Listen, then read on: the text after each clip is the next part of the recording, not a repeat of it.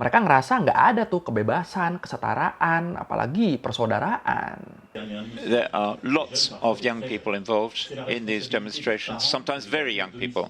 Tapi kalau lo inget lagi, keterangan si penumpang ini beda juga nih sama keterangan polisi sebelumnya yang bilang kalau kita bahas yang lagi panas nih. Gue nggak tahu ini Prancis tuh kenapa ya. 2-3 bulan lalu demo besar sampai sampah numpuk. Terus sempat yang masalah tikusnya banyak banget tuh, itu sempat naik juga kan. Sekarang yang ini nih, yang chaos banget nih. Dan karena banyak yang nanya nih, kejadian ini tuh nggak berhubungan sama demo yang upah pekerja kemarin ya. Ini beda lagi ini masalahnya. Kejadian yang ini tuh kabarnya bermula dari tindakan polisi yang nembak seorang remaja imigran Aljazair karena ngelanggar lalu lintas. Remaja ngelanggar lalu lintas, ditembak polisi, tewas, rusuh satu negara. Bahkan nih, saking besarnya skala kerusuhan di Prancis ini, sampai-sampai banyak yang nyamain kasus ini kayak kasus pembunuhan George Floyd di Amerika dulu. Yang juga jadi rusuh banget waktu itu.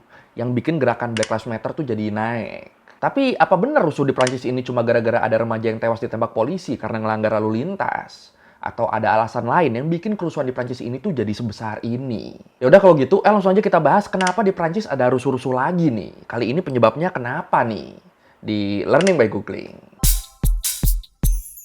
Oke, sebelum kita bahas lebih detail soal kerusuhan yang terjadi beberapa hari ini di Prancis, enaknya kita bahas dulu nih peristiwa yang diduga jadi pemicu kerusuhan di Prancis ini. Jadi kayak yang gue bilang sebelumnya, kerusuhan di Prancis ini tuh terjadi setelah ada satu remaja umur 17 tahun yang ditembak sampai tewas sama polisi di sana. Si remaja yang namanya Nahel Merzouk ini, dia tuh keturunan Aljazair dan dia nih anak tunggal di keluarganya. Aduh, kebayang perasaan orang tuanya gak sih?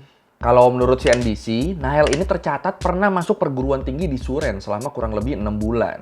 Buat ngikutin semacam pelatihan kelistrikan gitu. Tapi nggak lama dia berhenti dan mutusin buat kerja jadi pengantar pizza di Nantes, wilayah di pinggiran kota Paris sekaligus daerah tempat tinggal dia.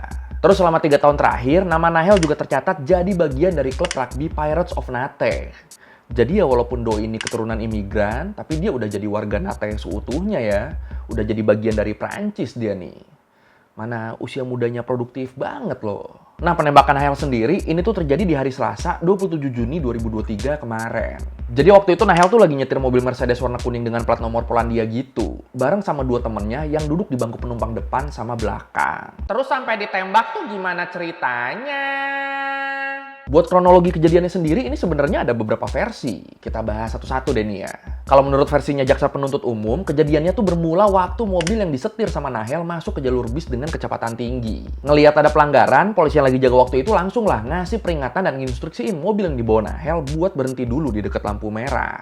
Dan di sini awalnya mobilnya tuh beneran berhenti sesuai instruksi polisi, tapi entah karena apa, entah mungkin panik atau apa, tiba-tiba mobil yang dikendarain sama Nahel ini mulai jalan lagi dan nerobos lampu merah. Langsung curiga deh itu polisi, dikejar tuh mobilnya sama 2 polisi yang berjaga tadi naik motor. Sambil mereka ngelaporin lewat radio kalau ada pelanggaran lalu lintas yang membahayakan pejalan kaki dan pengendara sepeda.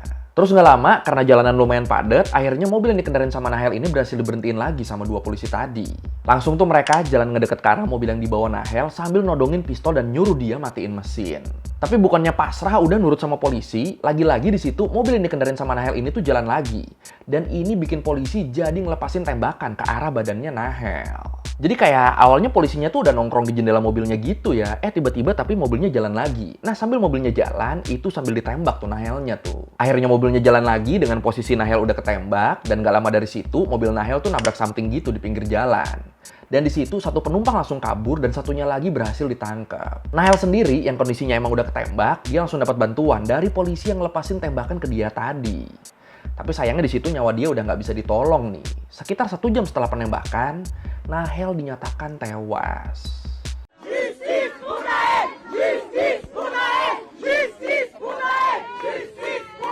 Nah yang menarik nih, kalau menurut kesaksian polisinya, mereka tuh terpaksa ngelepas tembakan ke arah Nahel karena tindakan Nahel tuh dinilai berpotensi mencelakai polisi. Pokoknya kalau menurut polisinya bener-bener pure tindakan membela diri lah mereka tuh. Tapi keterangan polisi ini akhirnya terpatahkan dengan adanya bukti video yang nunjukin kalau posisi mobil yang dibawa sama Nahel tuh sama sekali nggak mengancam keselamatan polisinya. Di videonya kelihatan 2 polisi yang nyegat mobil Nahel tuh posisinya ada di samping mobil, dan pas mobilnya maju, itu tuh sama sekali nggak ngarah langsung ke polisinya. Ya intinya beda nih keterangan polisi sama bukti videonya. Langsung rame lah tuh gara-gara itu.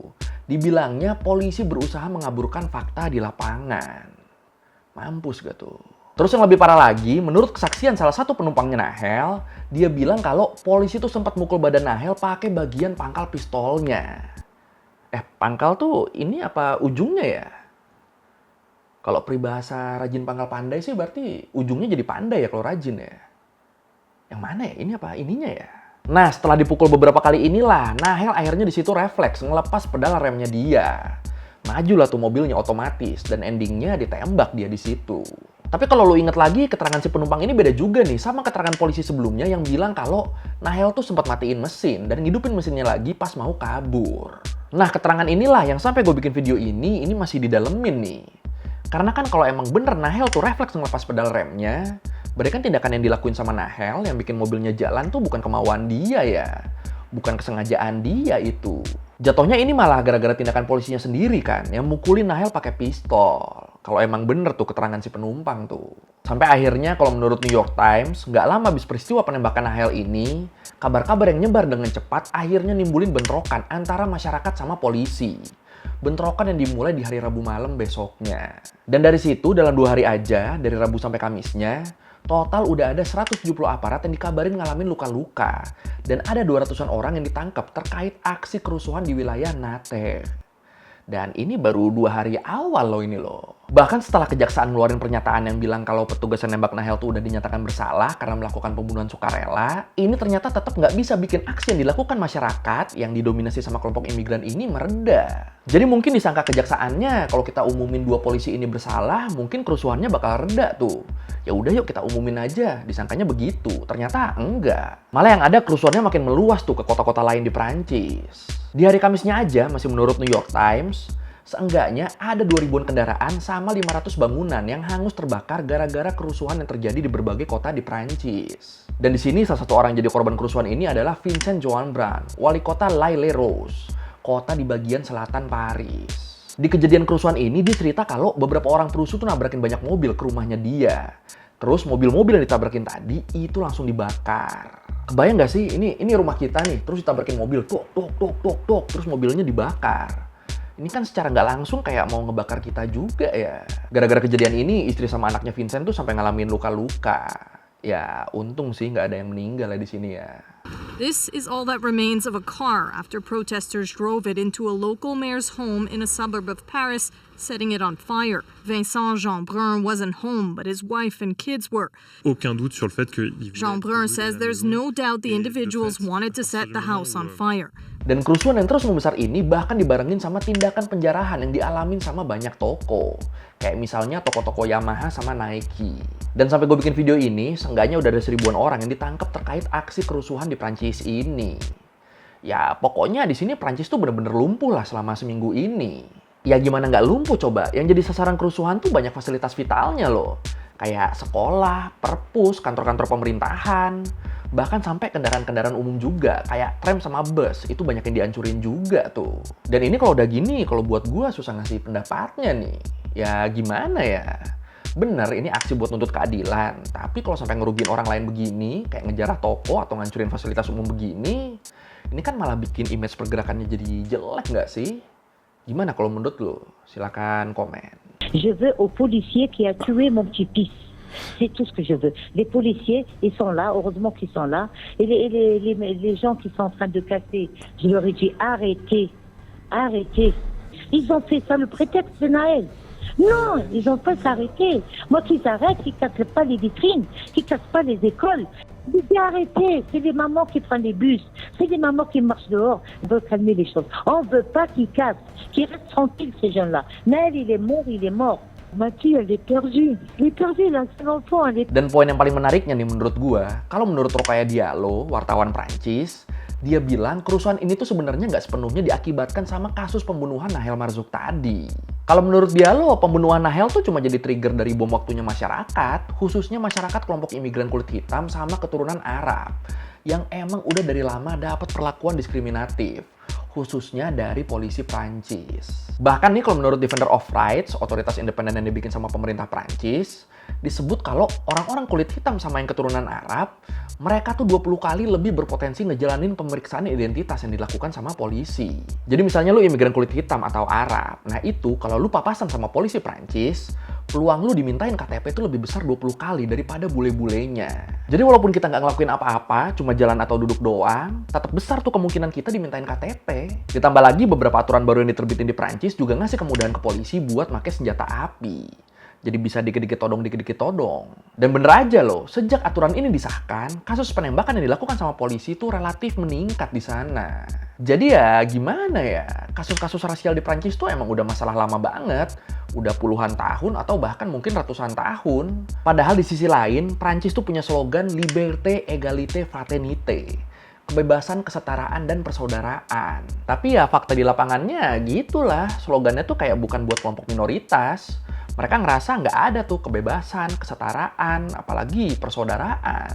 Dan akhirnya kasus pembunuhan Nahel ini jadi puncaknya. Abis dipendem sekian lama, tiba-tiba kejadian tuh pembunuhan Nahel. Meledak lah langsung di situ. Lepas semua tuh dendam-dendam yang selama ini dipendem. Dan biasanya yang sabar-sabar gitu, yang suka nahan-nahan gitu, sekalinya meledak kan malah parah banget kan. Nah ini juga sama, kejadiannya begitu.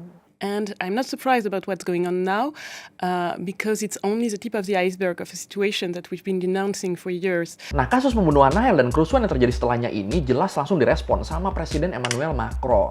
Waktu kejadian pembunuhan Nahel sampai kerusuhan mulai pecah, sebenarnya Presiden Macron tuh lagi ada pertemuan sama negara-negara Uni Eropa lain. Tapi akhirnya dia langsung mutusin buat balik duluan tuh gara-gara kasus ini. Macron sendiri akhirnya dia nih ngutuk keras tindakan polisi yang udah nembak mati seorang remaja. Menurut dia, semua anak-anak di Prancis tuh harus dapat hak dan perlakuan yang sama. Jangan gara-gara dia anak imigran, terus polisi jadi lebih keras nih. Nggak boleh gitu harusnya. Dan setelah kejadian ini, PBB juga langsung manggil perwakilan Prancis buat minta dilakukan pembenahan serius dan mendalam untuk mengatasi isu rasial di tubuh organisasi penegak hukum Prancis. Sampai jadi concernnya PBB ya. There are lots of young people involved in these demonstrations, sometimes very young people. So it's the responsibility of parents to keep them at home. Dan sama kayak di sini, kalau lagi ada yang viral-viral, momentum ini juga langsung dimanfaatin sama politisi-politisi Prancis. Baik yang sayap kiri maupun yang sayap kanan. Menurut kelompok kiri, masalah ini tuh nggak mungkin terjadi kalau Presiden Macron bisa ngatasin kemiskinan dan masalah diskriminasi multi etnis. Sementara yang kelompok kanan nganggap kalau masalah ini tuh bisa kejadian karena pemerintah Prancis udah lalai dan terlalu longgar sama aturan imigrasi dan penegakan hukum. Dibawa ke politik jadi makin berasa runyam ya. Terus di saat bersamaan, serikat polisi di Prancis juga ikutan ngecam dan ngeritik Presiden Macron yang dinilai terlalu gegabah karena udah ngasih statement tanpa mau ngedengerin pendapat dan pembelaan kawan-kawan mereka sesama polisi. Mereka tuh kayak, lah presiden main kecam-kecam aja, main ngutuk aja, padahal kan belum denger dari sudut pandang polisi. Salah lagi deh tuh presidennya gara-gara ini. Terus beberapa tokoh terkenal Prancis juga, kayak Kylian Mbappé, strikernya PSG, sama Omar Sy, aktor Prancis yang ada di Jurassic World, mereka juga sama-sama ngucapin bela sungkawa ke keluarga Nahel, sambil ikutan ngeluarin statement yang ngutuk keras tindakan penembakan ke Nahel. Jadi kalau kita tarik ke belakang, emang kasus ini tuh kompleks banget ya sebenarnya ya. Bukan cuma gara-gara penembakan ke satu orang remaja doang. Dari masalah rasial yang numpuk selama puluhan tahun, sampai akhirnya pecah kerusuhan gara-gara ada satu anak yang terbunuh. Emang kalau ada masalah tuh harus cepat diselesain ya. Kalau dipendam-pendam terus meledak bakal lebih repot kan soalnya kan. Tapi berarti bener loh, ini mirip-mirip kayak kasus George Floyd di Amerika loh. Akar masalahnya sama, triggernya sama, efek kejadiannya juga sama. I think this is the logical consequence to police violence. I think there has been too much violence given what happened. There is no need for this kind of violence. These shops have nothing to do with what happened. Tambahan dikit, ini baru banget nih gue dapat update-nya nih. Jadi kerusuhan yang terjadi di Prancis ini tuh ternyata udah makin nyebar, bahkan sampai ke luar negeri. Sampai ke beberapa negara tetangga Prancis kayak Belgia sama Swiss. Dan sama kayak di Prancis, orang-orang yang turun ke jalan buat ngelakuin protes ini tuh kebanyakan anak-anak muda. Remaja-remaja usia 15-17 tahunan kebanyakan. Kok mereka bisa ikutan? Kalau menurut Sputnik Globe, remaja-remaja ini tuh awalnya mereka tuh dapat info dari grup-grup di sosmed. Dan di situ ada ajakan-ajakan tuh buat ngegelar aksi kayak di Prancis. Dan walaupun aksi protes yang di Belgia tuh relatif lebih aman, tapi puluhan anak-anak muda di situ tetap ditangkap sama polisi. Nah, yang di Swiss baru tuh, demo di sana kondisinya lumayan parah tuh. Soalnya dibarengin sama aksi-aksi kerusuhan, mirip-mirip kayak di Prancis. Walaupun skalanya ya lebih kecil lah dibandingin sama yang di Prancis. Tapi kalau menurut lu sendiri gimana nih? Apakah kedepannya kerusuhan ini bakal makin nyebar sampai ke negara-negara lain lagi? Atau bakal bisa segera diredakan? Silakan komen.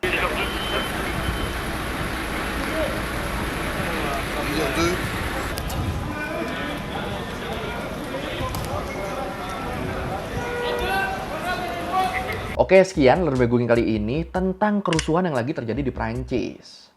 Kayaknya tahun ini Prancis tuh rame banget ya. Ada aja loh kejadiannya lo di sana loh.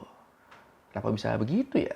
Kalau lo merevisi kali gue udah salah, atau lo mau nanya, atau lo mau nambahin yang ada di video, bisa lo tulis di komen. Kita diskusi juga biasa. Sekali lagi, thank you udah nonton. Jangan lupa like, comment, subscribe. Bye.